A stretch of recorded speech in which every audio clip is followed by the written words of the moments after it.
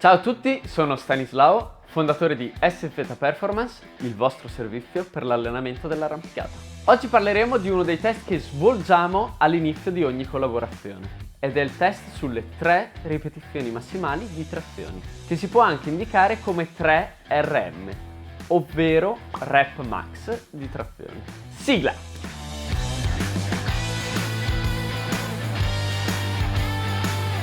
Questo test ci aiuta a capire quali sono i nostri livelli di forza sui grandi muscoli, riassumendo il tutto in un unico esercizio specifico per l'arrampicata.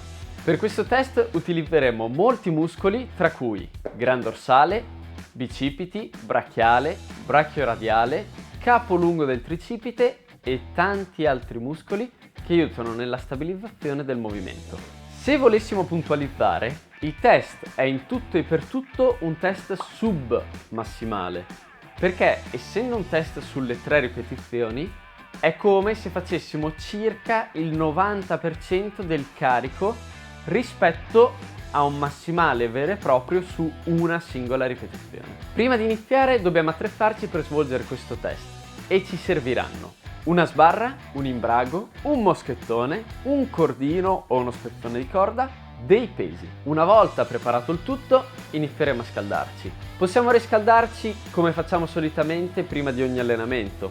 L'importante è non divagare riscaldando tutti i gruppi muscolari, ma ci concentreremo maggiormente sui muscoli che saranno coinvolti durante il test.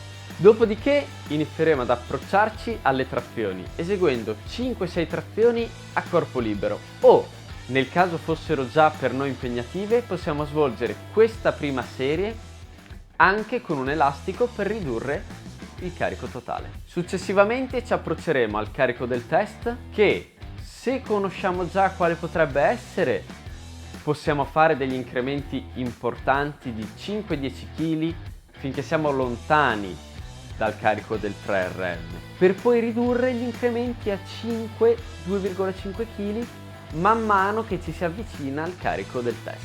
Fondamentale durante l'intero test è svolgere le trazioni in modo tecnico, per 2 ragioni. La prima potete scoprirla nel video che abbiamo pubblicato sulle trazioni, che potete trovare qua in alto. La seconda è per ottimizzare l'allenamento. Effettuare un test in cui si traziona con 5-10 kg in più, ma in modo scorretto, Mettiamo su 10 kg. ci impedirà poi di mantenere una buona tecnica durante gli allenamenti e finiremo per fare il cane che si morde la coda, ovvero faremo delle trazioni sempre peggiori, fino a che non ci troveremo costretti ad abbassare i carichi per tornare ad eseguire correttamente le trazioni. Forse è meglio fare un po' meno.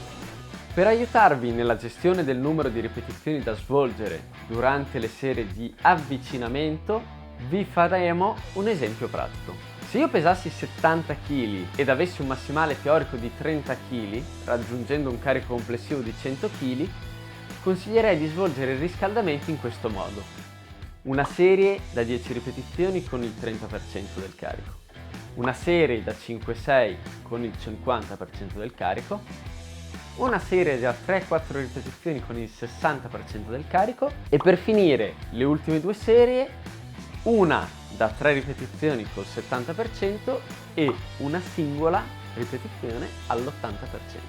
Se i primi carichi risultano inferiori al peso corporeo, come in questo esempio, possiamo svolgere le prime serie con un elastico di assistenza o, se abbiamo la possibilità, che sarebbe la comodità assoluta, anche a una lap machine. Capiamo perfettamente che molti di voi partiranno ampiamente sotto il peso corporeo. Per questo, nel caso faceste fatica a svolgere tutti gli step indicati, vi consigliamo di svolgere giusto 3-4 serie di avvicinamento ad RPE6, partendo da uno scarico importante per poi ridurlo gradualmente. Successivamente si seguirà la progressione indicata solamente per le ultime serie, al 70 e all'80%.